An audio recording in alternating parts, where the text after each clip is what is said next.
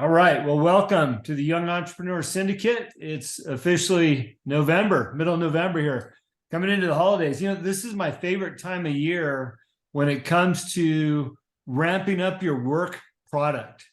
In other words, people are starting to slow down, getting ready for the holidays, getting their Christmas tree soon and kind of taking it easy going into that holiday.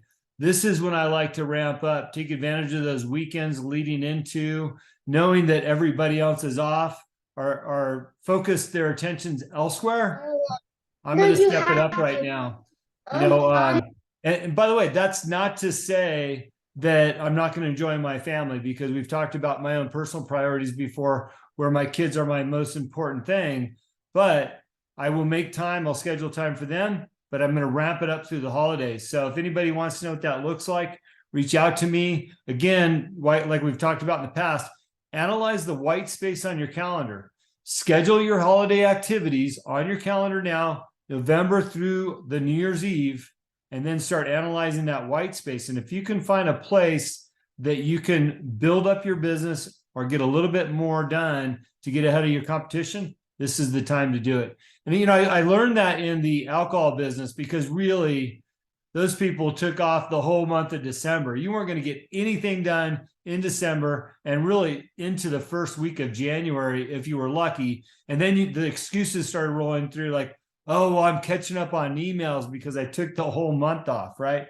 So, like I said, this is my favorite time of year to get up, get ahead in business.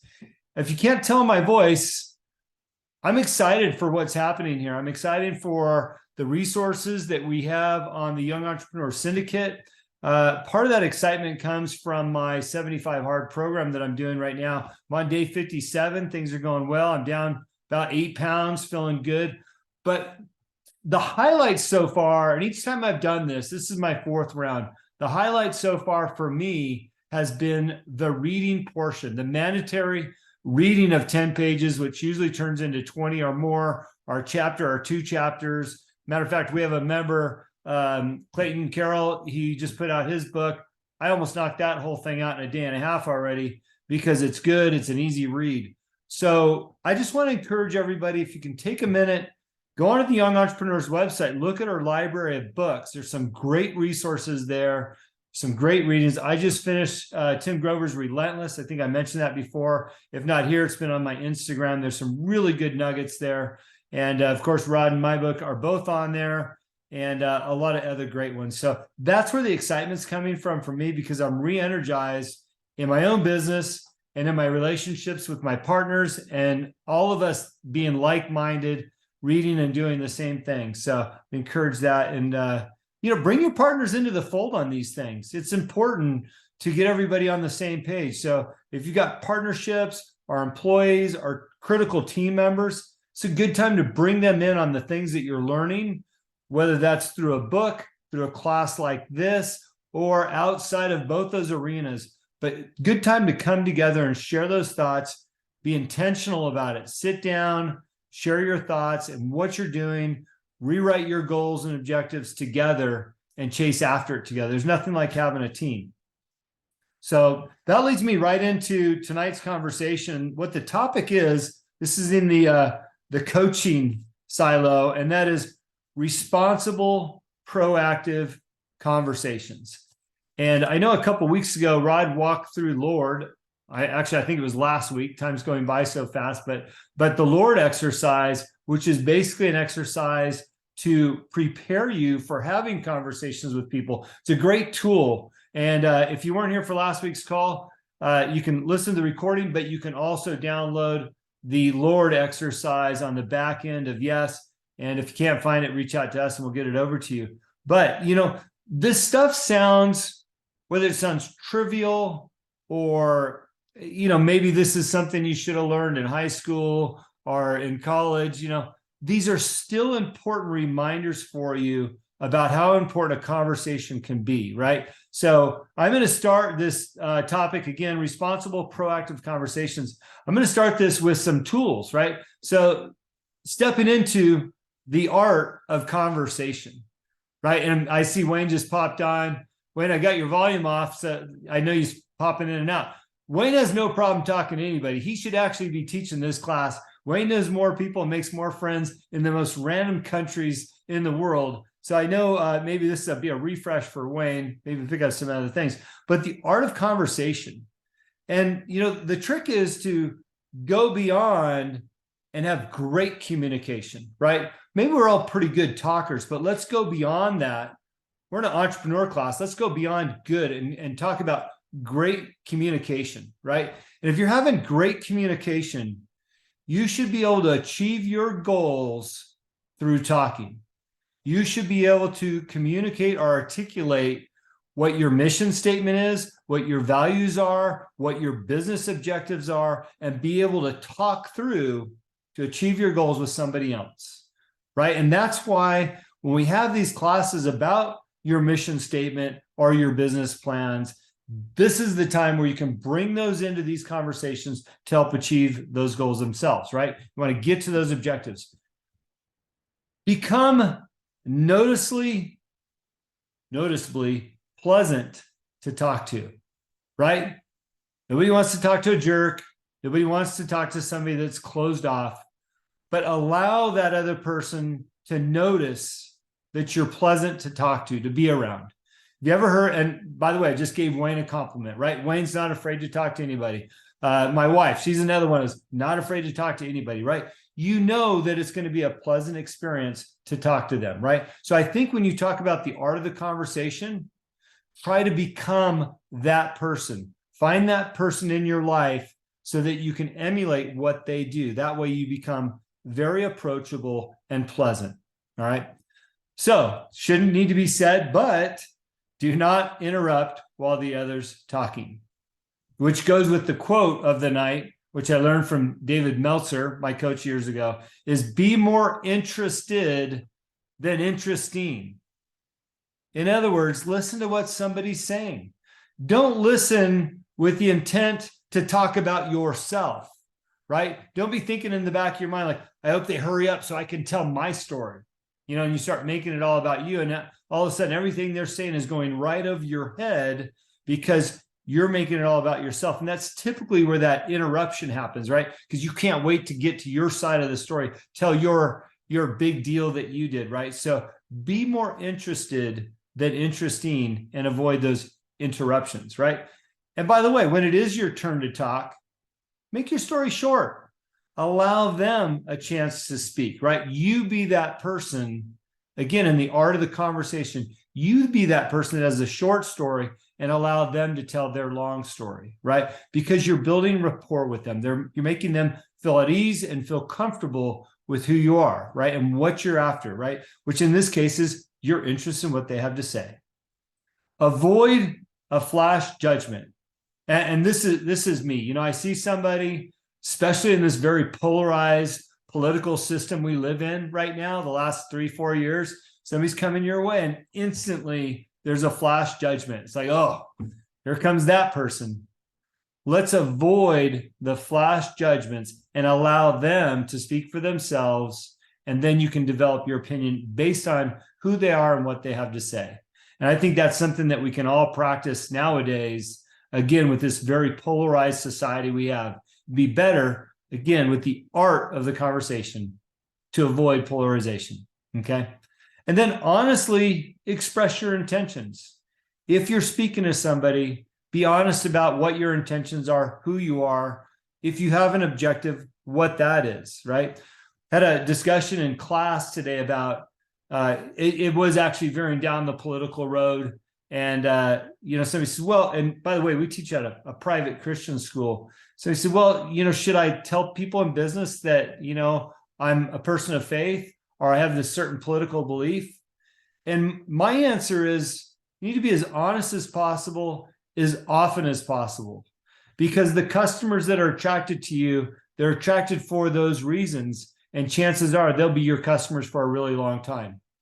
What happens if they become your customer and all of a sudden they're like, oh, you're a Trumper. Oh my gosh. And that's the most polarized example we have right now, right? And then all of a sudden they walk away from you. Wouldn't it have been better to be polarizing before?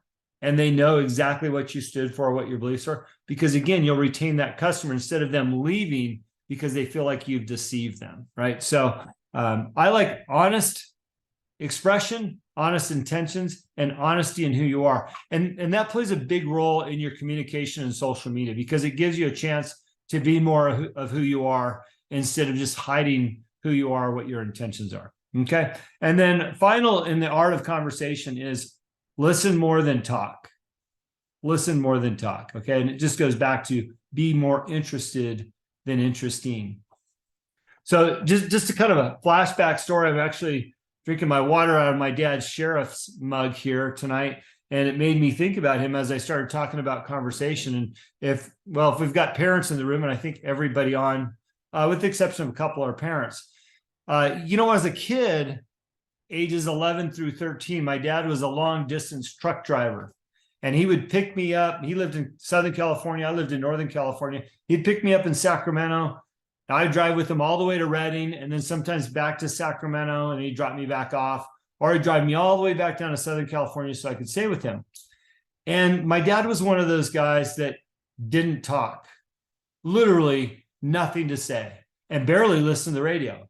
So here I am, 11 through 13 years old, have the world, to talk about, and I've got nothing going on in this semi truck with my dad, right? I can't even tell you a conversation that we had. And I look back, I think how disappointing that all that time we spent together on the road, that we had zero conversations. Wouldn't it have been great if he spoke to me with intent or with intellect or with interest in asking me who I was as a kid, when I wasn't with him, or sharing stories.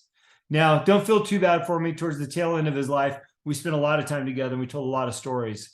But as I think about it, the roles that we play in other people's lives and the opportunities that we have to have conversation with them so they can get to know us a little bit better are only going to elevate who we are, what we stand for, and where we're going. Okay, tool number 2 in responsible, proactive conversation is the 5 stages of conversation. And again, this might sound trivial, but I think we all need a reminder of how important it is to have professional, positive conversation, even if it does follow the steps, right? So you've got the opening of the conversation. And my note here says, review back to the Lord exercise that Rod gave last week, right? Remember, number 1, location. Hey, where are you from? Right? Opening line. What is your opening line? Look at the Lord exercise. The second one, they commonly call it, is feed forward. Feed forward. Again, there's 5 stages of conversation. What feed forward is the transition into your point, right? So you've already, hey, what do you do? Where you're from? Now transition into your point. Oh, that's interesting. You're from Newport Beach, California. I live there, and I'm looking at doing something along those lines or in that area, right? All of a sudden you're transitioning on the feed forward. The third stage is the actual business of the conversation. What is the purpose of the conversation? I bet nobody here thought that there was 5 stages to a conversation, right? We all just get out there, blurt it out, and keep moving, right? But there actually is. The fourth is feedback, the dialogue between you and the other person, the exchange of ideas, where you're going with this conversation. You've already brought the business out in the open. Now you start to exchange those ideas. And then finally is the closing. What is the summary of that discussion? Okay. Now this discussion can be 5 minutes. It could be 5 hours. But the point is that there is the stages of the conversation and the art of that conversation now start to combine the two, right? All of a sudden you can see how fruitful your discussions can become, especially when it relates to somebody that you don't know so well, right? Start utilizing this exercise and a different world opens up to you from a stranger's perspective. All of a sudden there's value in the discussion you're having, okay? Along those lines, by the way, it's funny because I've heard this recently in a few podcasts. I used to do this. I think this was a trick of the early 2000s, maybe the 90s. And that's, hey, Rachel, I love what you're doing. Can we grab a coffee? Just 5 minutes. Let me buy you a coffee, right? We're so far past buying people coffee. And I'm just going to say, if you're a member of this organization, don't offer somebody to buy them a coffee, all right? Their time is money. and it's going to be worth a lot more than a cup of coffee. Okay. Let's cut the bullshit and get straight to the reason why you want to meet to them, right? Have the conversation on the phone, line it up. If that leads to a second meeting or an opportunity to sit down and say, let me buy you a coffee, then that's an evolution of the conversation. But let's get out of the early 90s to, early 2000s and, hey, can I buy you a cup of coffee? That doesn't work anymore. Okay. So just throwing it out there while I was thinking about it. Okay. The next portion of responsible, proactive conversations, I'm calling this making progress in the conversation. Okay. So now you've gone through the 5 stages, but within that, you're going to make progress, right? You're going to trade information. What is it that you're trying to accomplish through this conversation, right? So you're trading, this is what I'm after. Or as Rachel suggested, I think it was last week, she likes to compliment somebody while she's talking to them. Hey, nice shoes. By the way, I manufacture this. Or, hey, start trading information so that you're bringing out more value within that conversation. Now, if you're getting stuck, you can always look at exchanging opinions, right? Exchanging opinions like, hey, I like those shoes. Are they a good value for the money? Oh, no, these, way overpaid for these. Or, yeah, these are great shoes. They've lasted me 10 years, right? All of a sudden, you're exchanging opinions about something. And that's a way that you can help align with what somebody values as important or not important, right? So you're exchanging ideas. Immediately you can gravitate towards that. Okay, this person believes in high quality shoes. She's had them for 10 years. She felt like they were worth the money. She's willing to do that. It tells you a lot about where you might go with this person in a business environment, right? And then finally, trade some feelings. Like, oh, what about this? I hate that brand, right? All of a sudden you have a strong feeling. Could be hate, I dislike them, I love that, whatever it is, but don't be afraid to exchange some feelings, if appropriate, to, again, garner a little bit more of that perspective about the person, right? I'm in the alcohol business, have been the last almost 30 years now, and you have the opportunity to exchange a lot of feelings, a lot of opinions about what's good and what's not good. Rachel, you've probably seen some of this. Wayne, Samantha's on the call. People are very opinionated about their wine and spirits. For sure, right? Maybe the podcast, Bruce, what they like, what they don't like, ammunition, got a bunch behind me today. So exchange some feelings. So just a couple notes on this. Pose questions that circle the personal, noting whether or not the person is sharp or has a gentle approach to those personal things. Maybe they don't want to go down that road, right? So start taking note of how they react to things, whether it's a sharp yes, sharp no, or their gentle reaction, or they become very talkative. But this allows you to get a sense of their personality as you start to exchange opinions and trading feelings, right? And small talk's good. Nothing wrong with that. But avoid the obvious, right? Like, hey, I'm here to make small talk. And that's why these tools are good, especially if you're looking at a career in sales. I know Jim's on the call tonight. He's talking about doing some sales. You want to appear and be genuine and authentic with this. And again, that's why these tools are important, because if you can run through this in your head, your small talk's not going to be so obvious, right? You're after some honest information and feedback and an exchange of ideas. So small talk will turn somebody off real quick. All right. In business, as it relates to communication, be cognizant of other people's time. Going back to the, hey, let's just have coffee. Again, their time is money, right? Or vice versa. Don't just meet to meet. I find that a lot of people, and maybe it's dwindled off a little bit because of COVID and we don't just meet to meet anymore. But if you're going to meet, if you're going to request that meeting, respect their time and make sure that as a tangible opportunity to exchange these ideas or your ideas or what you want to do, have an objective. Don't just meet to meet. There's nothing worse than, just putting aside a couple hours to go meet somebody, even if it's for 30, 40 minutes. If you live in the big city, I'm thinking about Fred out there in California, Rachel, even in Orange County, it take a long time to go meet somebody just to meet. So put some thought into that. If you can do it by phone, do it by Zoom, and then have that personal interaction once it gets a little bit substance behind it. then you're showing somebody that you value their time and you've worked through the conversation, right? You've worked through the art of the conversation. Then you can get to the meeting. All right. So out here, and one of the things I love about our state is that it's small enough where you have an opportunity to meet a lot of people. And both Samantha and I have been very fortunate. I'm sure Rod has too, but very fortunate to meet our governor on a few occasions. And as I was writing this, the art of the conversation, as our state goes, he's probably one of our bigger celebrities. If you think about the chance to meet a governor, I know in California, you probably don't care about meeting that governor, just my opinion, by the way. But the times that I've been around the governor have been times when we could have spoke for 10 minutes uninterrupted, right? But I did the typical clammed up, like, what do I say to this guy? It's the governor, the whole state, right? And I had little interactions, but when I left that environment, I thought, gosh, I wish I would have asked him this. I wish I would have thought about that. I wish, a lot of I wish I would have, right?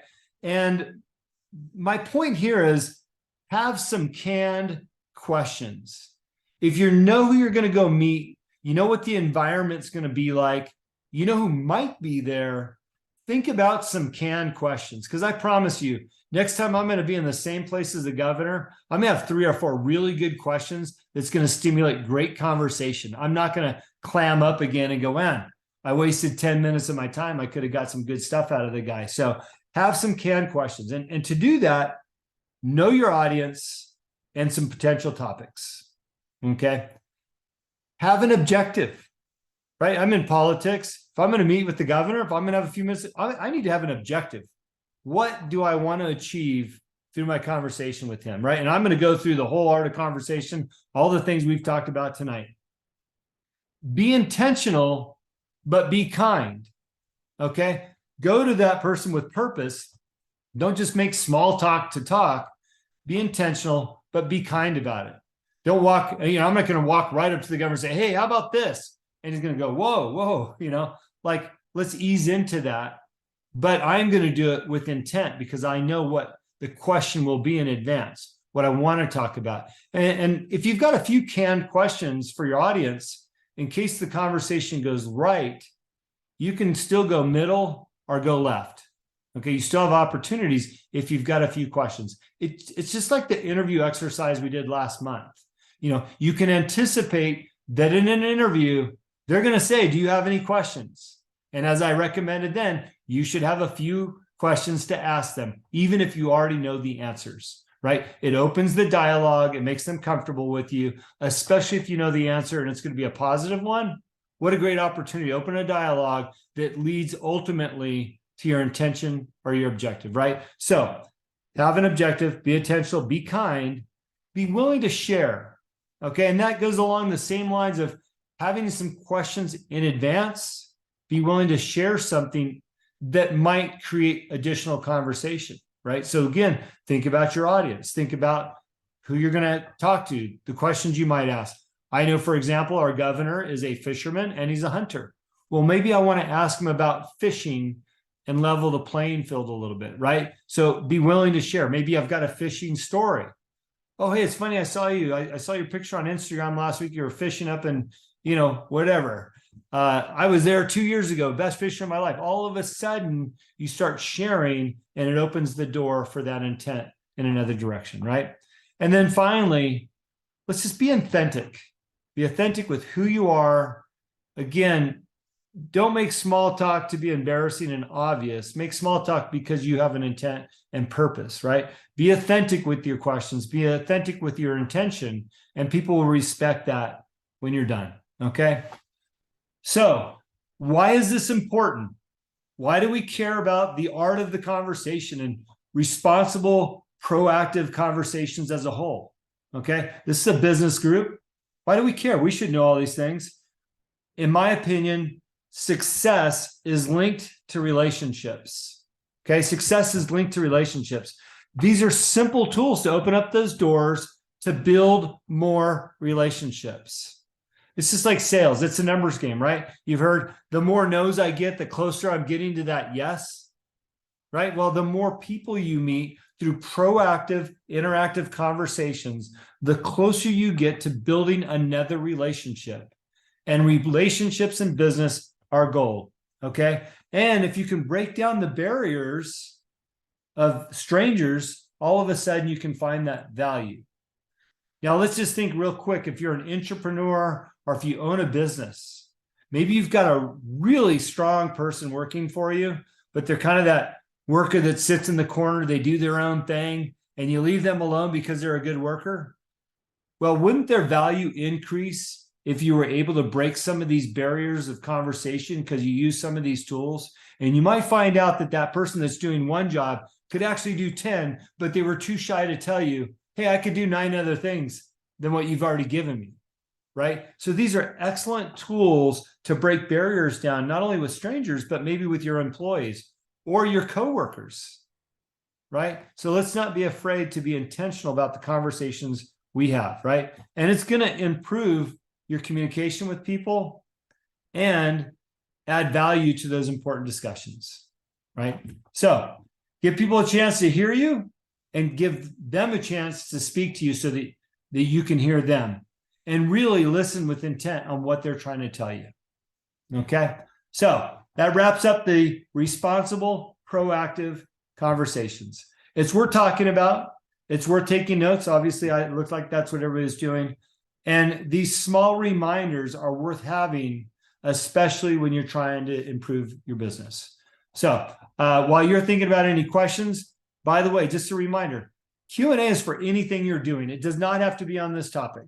Okay, so if you're struggling in business, you want to bring something up to the group, put it in the chat. Happy to answer it out loud to the group. If you've got a comment, same. You want to raise your hand and throw a question out there, great. But let's hear from Rod and give you a minute to formulate any questions you might have. Hey, thanks, Jim. Great lesson, great reminders. And I have a couple of things to say because, again, I spent many years in sales, in high-ticket sales, commission only. And I have to say, I was always uncomfortable and I loved it. Is that, just a paradox? But you do get good. And the one thing I want to add here, with that being authentic, you have to trust your instinct. We're all people, and part of being authentic is not picking up something. We used to get trained by, Joe Verdi and the Grant Cardone schools and people that don't even exist anymore, literally have passed away. But you don't want to be using other people's stuff unless it actually fits. If it's not something that would come out of your mouth, don't just be parroting something that somebody else has heard. Even if you rephrase it so that it sounds like something you would say, it's very important. That's part of that being authentic. So there are great tools you can use, and it might sound great, and it might sound great coming out of someone else's mouth. But if it doesn't fit, let it sit for a little bit and percolate and see what happens with that. And I want to address 2 other things, Jim, before we jump into other questions here. And the first is, I think, having an intentional conversation. And I really appreciate how you went through all of these steps, because having an intentional conversation is a sign of respect. You're respecting the other person, you're respecting their time, you're respecting your place in that conversation, your seat at that table, and you're also respecting the process of an intelligent, intentional conversation. And in Warpath, the R is for respect. And that's not just people, that's for processes. And this is part of that process. And we can't take that too lightly. And the last point I want to make is it's really easy to get some of these things dialed in on a one-on-one, but it can get tricky when you're in a group setting. And those you might have 5 conversations, different conversations going on around you at a table. And being able to hear what's going on in several of those conversations and still be engaged with a conversation you're having is something that takes some skill as well. And being totally engaged, totally attentive, but still being, I call it situational awareness. Just having your feelers out for something else that might be, you might hear one word, a trigger or something, And that might be a more important conversation for you to get engaged in, and finding ways to maneuver in a situation like that. And people expect that, especially around a, more of a casual table, not a business table meeting. But I mean, there's so many subtleties involved with this that I don't think we can ever get enough practice or enough tips. So you've really broken it down, Jim, especially for the one-on-ones. Really appreciate it.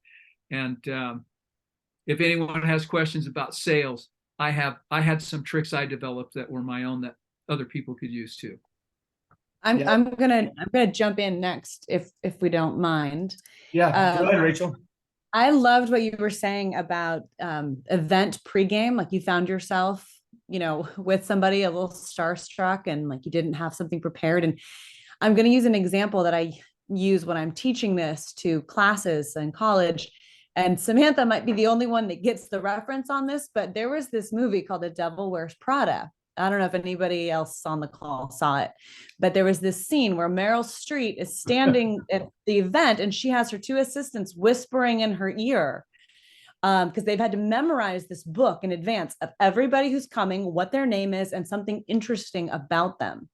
And I took that to heart. And when, pre-COVID times, and I was going to a lot of events, I always knew who the speakers were.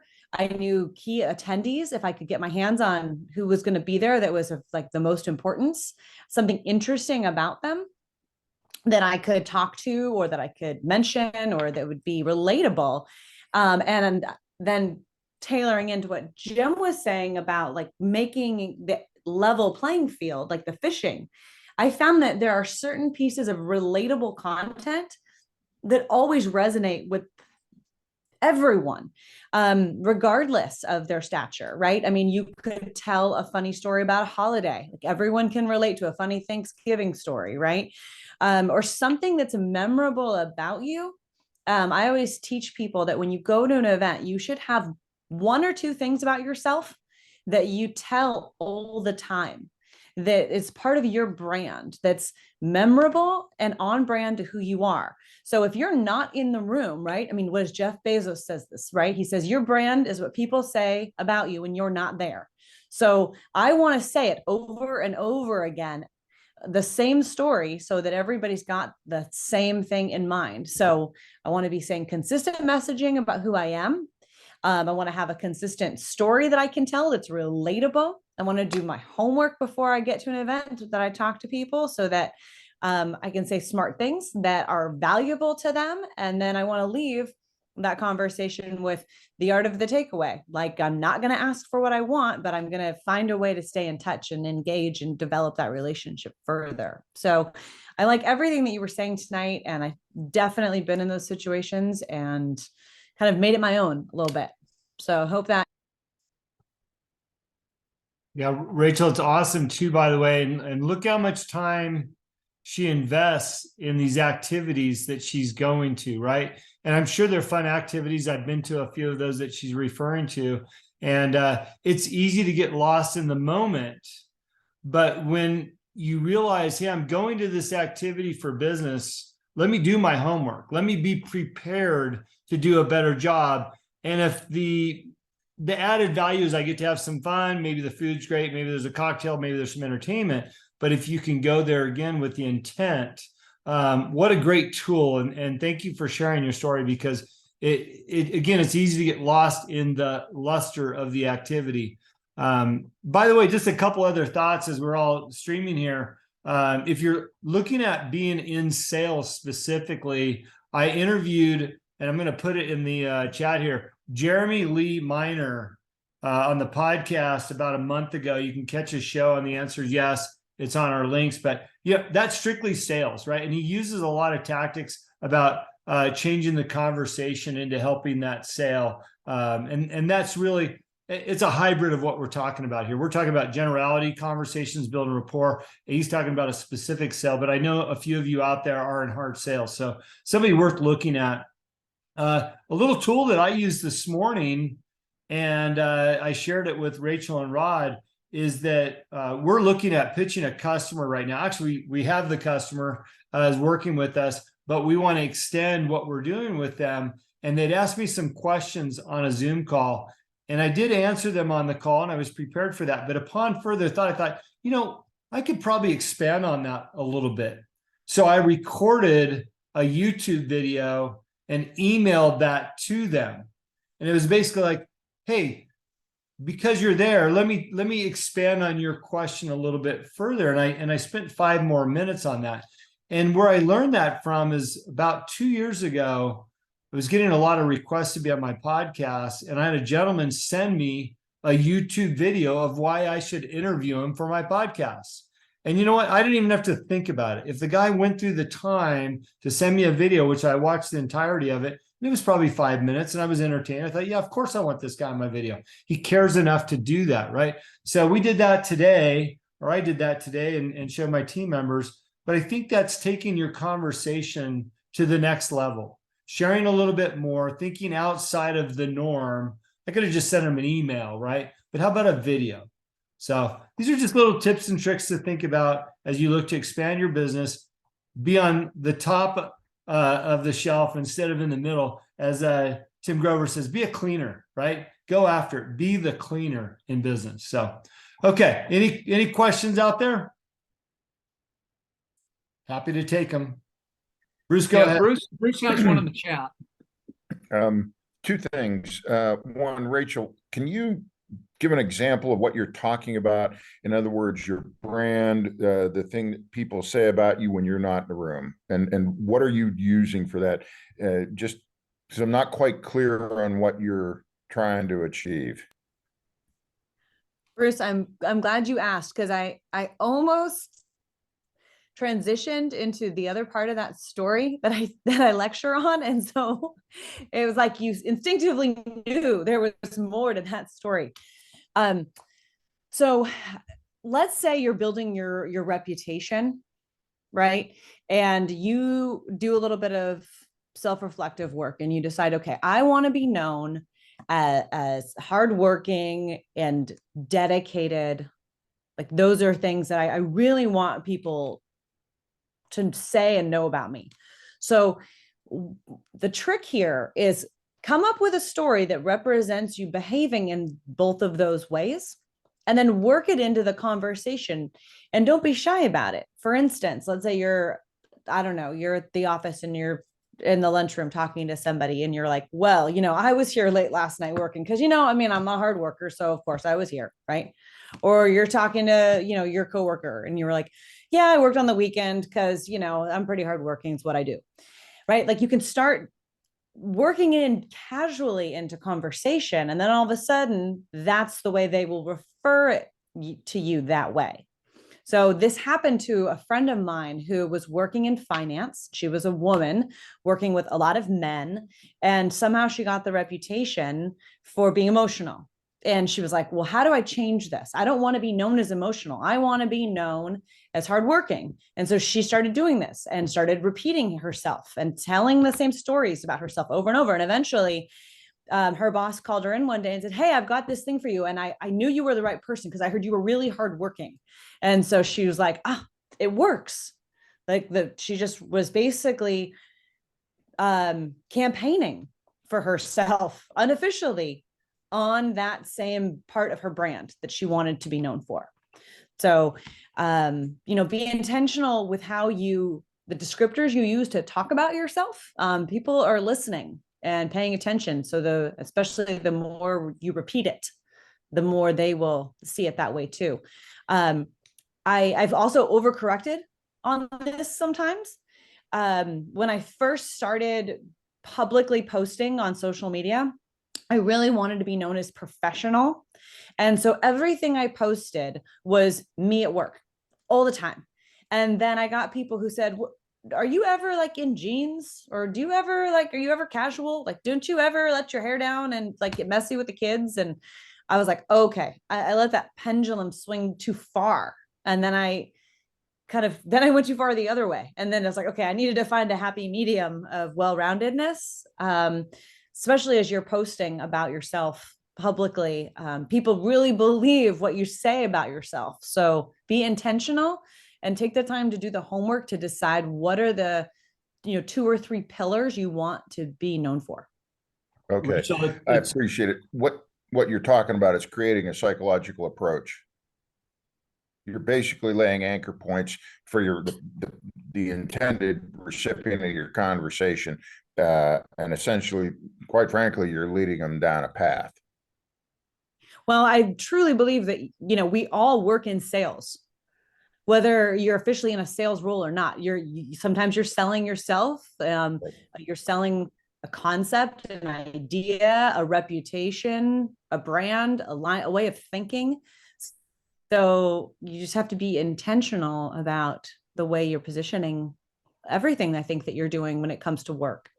And people are watching, they're paying attention. So don't worry about it if you look and you say, oh, not as many people saw this post or liked it, it's not resonating. It's up there for a long time, so people will come back around. It'll get seen. It all adds up to tell a consistent story. Thank you. Bruce, I think your background in law enforcement, obviously, you're using your descriptives. Rachel, it's a great job, by the way, explaining that. Bruce, another way to look at it, and then I see Samantha's got her hand up for a question. We'll get to her. I'm looking at helping somebody run for sheriff, right, in a campaign in one of these states, and that person has a history as a police commissioner.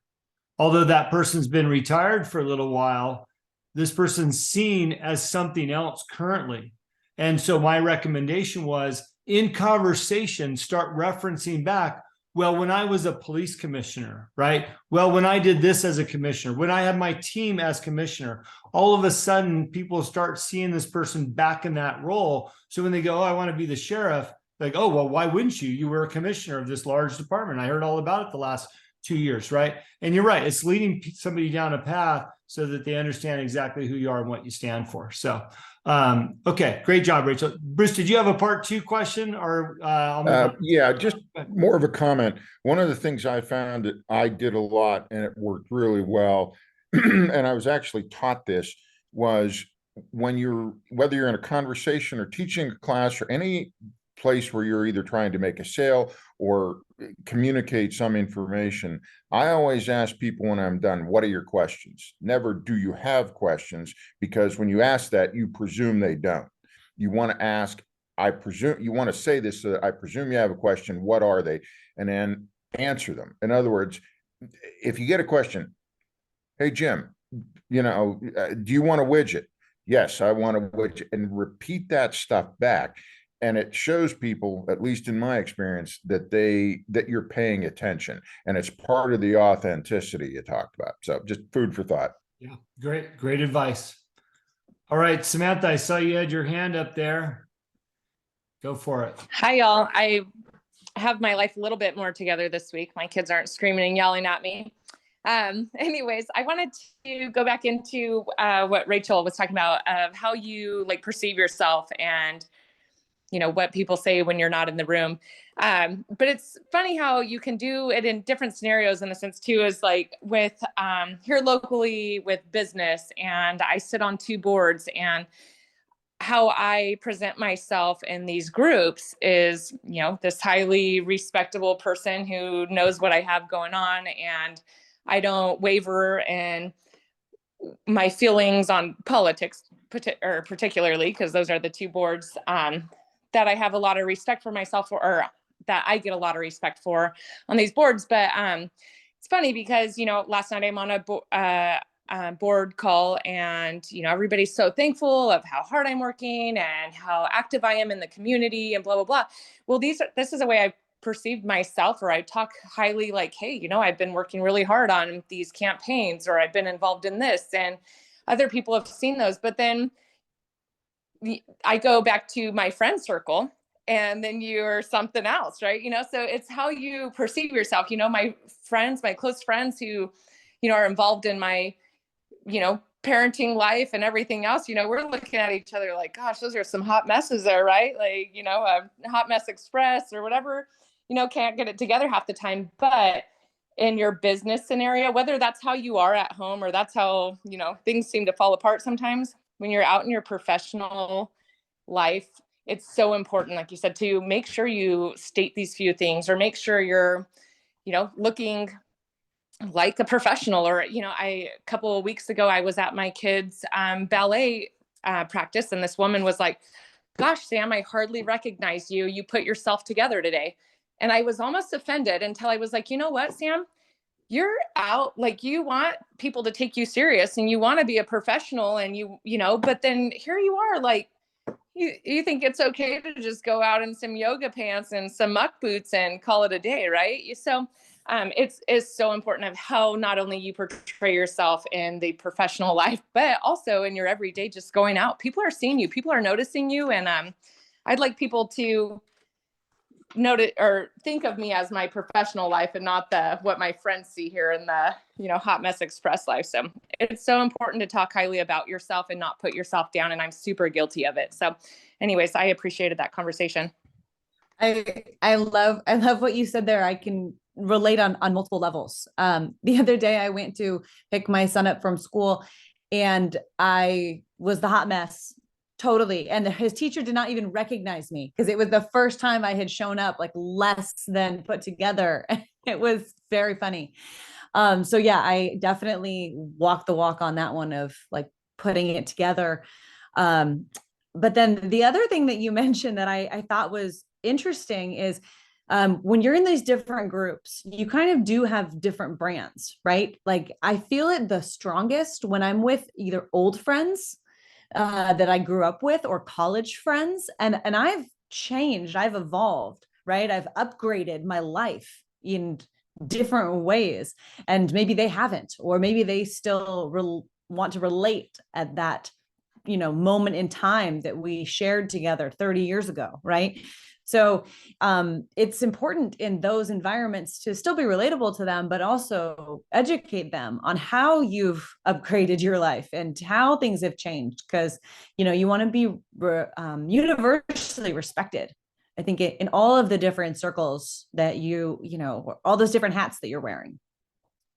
I think this is a great conversation that we're having. It's kind of an extension of the art of discussion, right? Because really how we're perceived, and oftentimes that is what our appearance looks like, and what we're saying about ourselves. So Samantha, I appreciate your comments, because we do need to understand that people are listening, and what we say about ourselves, people are picking that up, and we want to make sure they walk away with that right impression about us, especially as it relates to the potential of conducting business with those people somewhere down the line. And I was easily reminded too, when the lady started talking about apparel, when I worked for Kettle One Vodka, that was a suit and tie company.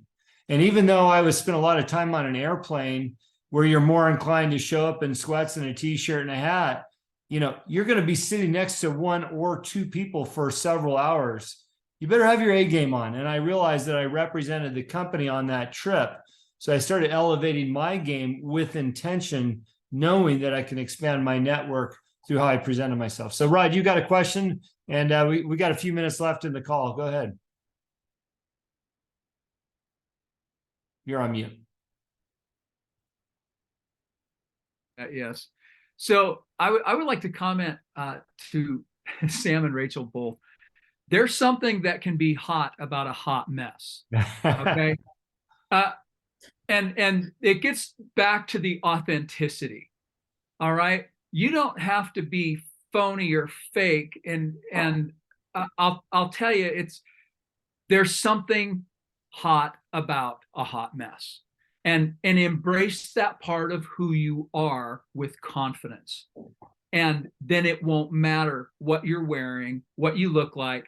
Muck boots on and standing upright versus high heels and laying in a puddle make a lot more sense, right?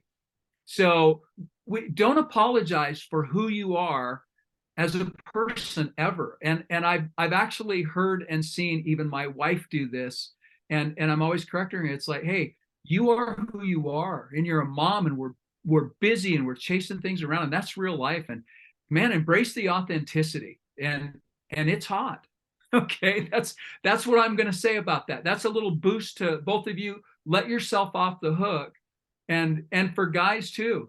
If I haven't shaved and I'm doing something, it's like, you know what? I better be on my A game to make up for that, right? Because it's what's coming out of us that really matters. It's, are we listening? Are we being intentional? Are we engaged in that conversation? And they're not going to be looking at what your shoes are, et cetera. So, and I'm not minimizing what you're saying, but I do want to put that in perspective from a guy's point of view. Hey, That's Rod, it. I appreciate that. I tell her every morning, doesn't matter what she looks like, right? But you know, she's not buying it. Look, as we close this thing up, I want to leave you with a few thoughts. And this is a little bit of the conversation that I had on the video I recorded for the potential client. And this came from Tim Grover's book, Relentless. And it's all about being what he's calling a cleaner, right? And being relentless to win and the drive to close the gap, right? If you're a top athlete, you're always driven to close the gap, right? And so that you're always coming out on top, right? So what does that take? Consistent every day, do what your competitors aren't doing. I would encourage you to read the book. He talks a lot about training Kobe Bryant and Michael Jordan. And, you know, two guys that you feel like they're all about natural talent, but they're also two guys that worked 12 to 14 hours a day. They celebrated the win for maybe a few short minutes because they were already at practice the next day, not hungover from partying all night, but with the drive. Even quoted, you know, won a championship ring, and he already had the eye on the next ring the following day, right? He showed up to practice like, how am I going to get the next ring? And that's being relentless to succeed. Okay, so a little takeaway there. Another takeaway, especially as it relates to picking up a book and reading it, as I already mentioned, you know, 75 hard puts you in that progress. So I'm forced into doing it as much as I'm loving it. But when you think about it, if you're picking up a book, you're taking up a better share of your time while improving your knowledge instead of what we're all doing on these things, jumping on social media, right? How many times have you got on here to go through social media and all of a sudden it's like, wow, I just burned 30 minutes on social media. Well, that could be another chapter of some high quality reading in Relentless or any of the other books, right? So what I'm hoping to get is more of a share of your attention as entrepreneurs on the books instead of in the social media, right? So think about that with intent, right? If I can give just 1% more of my attention to reading a book as opposed to social media. And then finally, I picked this up from Clay's book today, and that was proactive training. Proactive training, whatever that looks like for you, whether that's in business, in sports, in education, or just reading that book, proactively looking for the right intent. Okay, if I'm reading this book, my intent is to extract something that's going to bring value to me. If I'm training for a Spartan race, my intent is to train to the level that I'm going to win. If I'm going to record a podcast, my intent is to put out the highest quality podcast with the best material, right? So being proactive about your intent. And oftentimes that proactivity starts in the morning with your list of to-dos for the day. We've talked about your list of 5 in the past. If you don't know what it is, hit me up so I can tell you another, you know, off this call, because it's important. Being proactive with your intent. Okay. And it goes back to your goals and visions. So anyways, that's it for the night. Rod is on next week. Any closing thoughts, Rod? Do you know what you're talking about next week? Because I'm looking forward to it. I do. I'm looking forward to it. And I'll give you a quick rundown. It's physical health, diet, drugs, alcohol, and vices. And isn't it ironic that I'm doing that one and not Jim? Hey, look, Spartan champion and in alcohol sales. And I'm going to do that call. I'm looking forward to it. I can't wait. Hey, Fred wants to slide in a question. Go ahead, Fred. You bet. Hey, Jim. So, hey, great message tonight. I appreciate that. But I was curious. You brought up the video response, and I had been thinking lately about doing video responses or even just a voice response through email. But I was curious if you received a response on the one that you put out, the additional comments that you wanted to put into the question, and how it was received on the other end. Because I don't know if people are willing to open a video file or an audio file, you know, because I mean, with all the hackers that are out there, I thought it was kind of weird. And granted, there's clients that you have that you know extremely well, some that you know sort of, and some that you're trying to get on the hook, right? But I had the idea. I've been working on this podcast and doing some trial runs, but one of the things that I did like about just hearing, like, I don't know if anybody likes hearing their own voice, but I did like the authenticity that came out. You know, I've been in this business, like you've been in the business, the alcohol business. I've been in the PPE space for years. And one of the things that I'm challenged with is that connection, you know, how do you take 10 attempts to make the connection and reduce it down to 2 to 3? And so that's what I always share with my salespeople. I'm like, how are we going to reduce this down? Obviously, number one, we got to bring value. But I was thinking that, you know, the articulation, the understanding of the client that you're working with, there's a way that you can articulate that is more powerful than you could ever do in an email. And so one-on-one meetings obviously are the best. When you can have that eye contact, read their facial expression, see if you're going in the right direction, the wrong direction. But I think if you have a good enough understanding of the solution that you're trying to provide or the problem you're trying to solve, a video or a voice memo would go a long way, because it's a lot different than just a stale email that you have to be this creative writer to get across. So anyways, my question, I wanted to give you a little background on what my mindset was, but if I was to receive that, I would be a little apprehensive to open it unless I knew that person very well. You know what I mean? So I don't know if you have any other or any comments. No, it's a good question, Fred, and thank you for bringing it, because, you know, with any discussion, you need to know your audience, right? And you want to bring the right tool or the right weapon to the fight. And in this case, I do know the audience, and they've seen and heard my podcast, and they know that we have a weekly Zoom call. So they're a little bit more in tune to what we do. So it wouldn't be so awkward for them to receive a file. And basically what I said is, hey, by the way, I recorded a response for you. Click the link here. They know me well enough to do that. And that's because I knew what weapon to bring to that fight. Okay. But to expand on that a little bit, you're right. You can do a lot more through video and audio than you can through an email. And sometimes email is all you have, right? But you might say, look, you can go and learn more about me. And, you know, you talked about podcasts. Bruce has a podcast. I have one.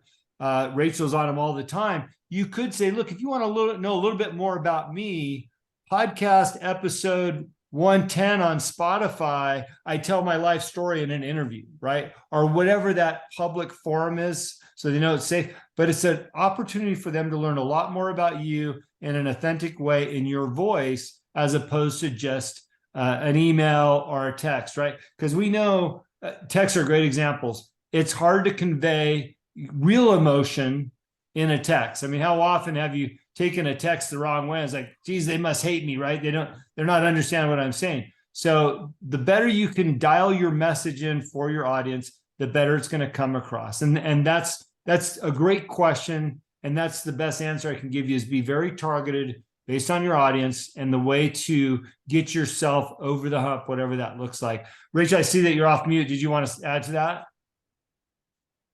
Well, two things. One is it's important that you used a private YouTube link, so there was credibility there. So it wasn't downloading a file. And the other thing is, right before we wrap up, I put into the chat, I put a link to the Young Entrepreneur Syndicate brand new official YouTube channel that we just launched. If you didn't get enough from us tonight and you want to hear more, get on there. Start watching the videos, sharing the videos. We're putting them out there publicly. You can share them with your friends. You know, get little like boosters throughout the week if you need a little extra oomph from any of us. So we'll continue to populate that with more content all the time. And I think, and I'll use this to close, because it was a great question by Fred again. You know, these platforms are basically free. So you can record a video off your phone, upload it to YouTube. You can literally give your life story. Let's just say you had a tough question in an interview or from a potential client that you want to get the deal from.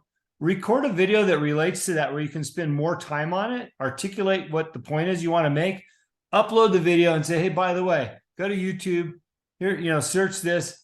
There's my whole story right there, right? So there's so many tools available to us. Don't be afraid to use them. I wanted to throw one more creative idea out there. I don't believe in keeping it to myself. As Rachel just said, there's more videos, something we're doing. You guys can all copy that for your own businesses and do it yourself. So anyways, good to see everybody tonight. Thank you for tuning in. You know how to get a hold of us, and there's a lot more material that we're going to keep pushing out. So let's go be active members. Okay, not just members. We want participants. So I look forward to hearing your stories. Talk to everybody soon. Thanks, guys.